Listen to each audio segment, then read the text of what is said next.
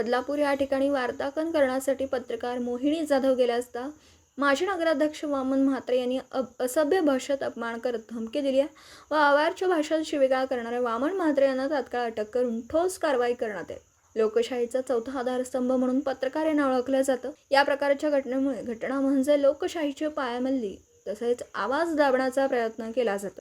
सदर प्रत पत्रकारांच्या भावना लक्षात घेऊन राज्याचे मुख्यमंत्री तसेच उपमुख्यमंत्री तथा गृहमंत्री यांना पाठवण्यात यावी।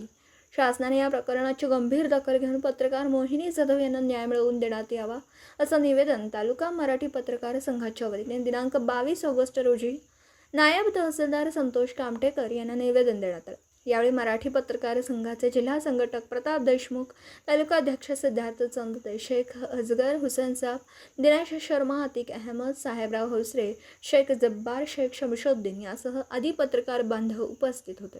तालुका मुदखेड, जिल्हा नांदेडहून प्रतिनिधी अतिक अहमद। दिवसभरातील घडामोडींचा आढावा घेण्यासाठी पाहत रहा N24 मराठी न्यूज चॅनल।